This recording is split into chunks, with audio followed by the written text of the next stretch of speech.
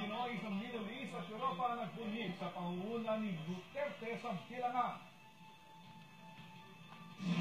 39% ng mga bumoto sa Bahrain na pinakamataas na percentage turnout sa Middle East. Mga botante may kanya-kanya ng inaasahan sa isang Duterte administration. Libreng video calls ng isang popular na social media site sa Saudi tinanggal na.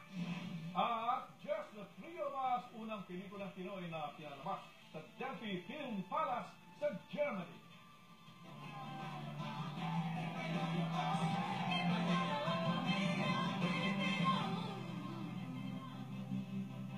Nagbunyi po ang Duterte supporters sa pagkapanalo ng kanilang kandidato sa Norway at Germany.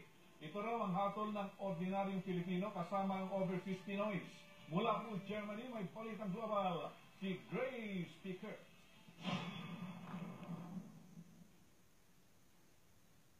Nakatutok ang mga Pinoy sa iba-ibang bahagi ng Europa sa halalan, lalong di bumitiw sa canvassing of votes. At sa pamamagitan ng social media at pagtutok sa marathon coverage ng The Filipino Channel, inabangan ang bawat pagpasok ng boto sa Comelec.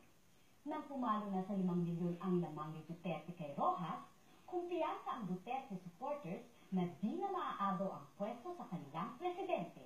So for us to see that na may change na someone who come from Mindanao, nakaintindi or embedded within himself what is the true outcry ng mga taga Mindanao, hopefully ay ma-pursue yung plan niya.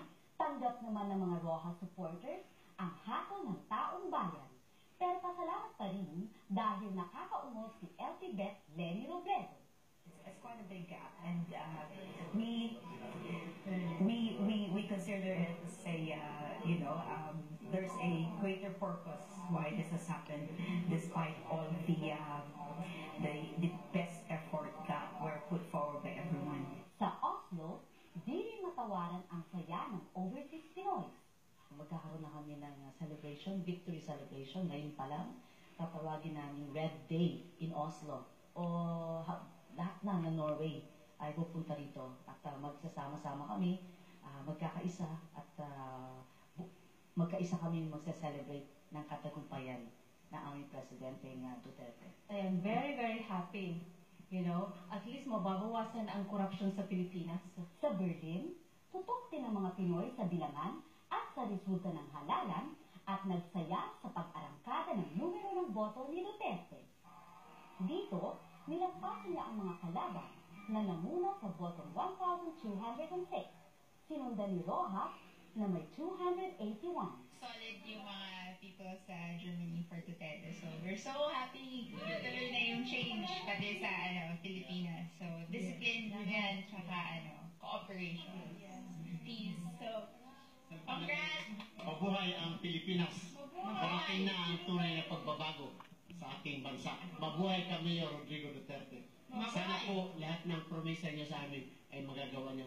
Lalo na katulad ng mga OFW dito. Sheila Pickert, ABS-CBN News, Berlin, Germany.